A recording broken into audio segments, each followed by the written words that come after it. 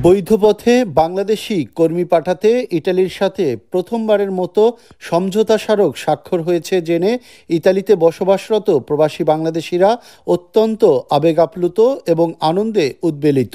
ইতালিতে বৈধভাবে বাংলাদেশি কর্মী আনবে বলে আমরা আন্তরিকভাবে অত্যন্ত আনন্দিত।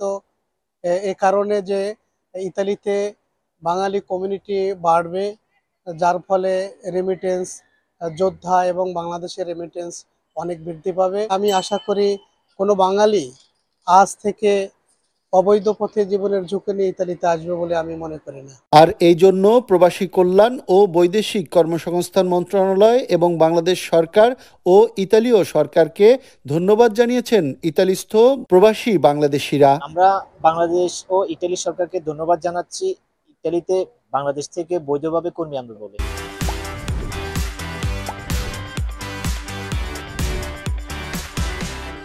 ভাষাসহ বিভিন্ন কাজের দক্ষতা অর্জন করে ইতালি আসবার পরামর্শ দিল প্রবাসী বাংলাদেশিরা।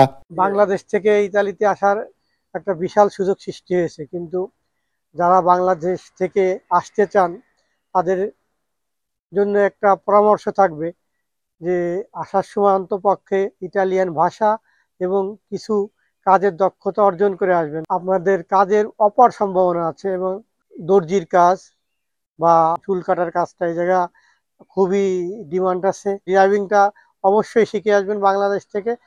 মেইনলি যখন আসবেন দক্ষতাটা অর্জন করে আসার জন্য চেষ্টা করবেন। আশা করি ইতালিতে আসলে যেমন আপনারা লাভবান হবেন, আমাদের দেশও লাভবান হবে, দেশের রেমিটেন্স প্রবৃদ্ধিও বৃদ্ধি পেয়ে দেশের অর্থনীতি বেগবান হবে। অন্যদিকে বাংলাদেশে ইতালিস্থ দূতাবাসে ভিসা প্রত্যাশিতদের ১-১.৫ বছর ধরে হাজার হাজার পাসপোর্ট পড়ে আছে, তা ১-২ মাসের মধ্যেই প্রদানের জন্য আহ্বান জানান প্রবাসীরা। আমি বিনীতভাবে অনুরোধ করছি ভিসাগুলা ১-২ মাসের মধ্যে দেওয়ার জন্য, কারণ অনেকেই লাখ লাখ টাকা জমা দিয়ে অসহায় জীবনযাপন করছে। তাই ভিসার প্রসেসিংটা দ্রুত সমাধান করা এখন সময়ের দাবি। ইতালিতে প্রায় ৩ লাখ বাংলাদেশি প্রবাসী রয়েছে, যারা বাংলাদেশের উন্নয়নে রাখছে অবদান। আমরা অনেক কষ্ট করে মাথার ঘাম পায়ে ফেলে আমাদের কষ্টার্জিত অর্থ বাংলাদেশে প্রেরণ করি।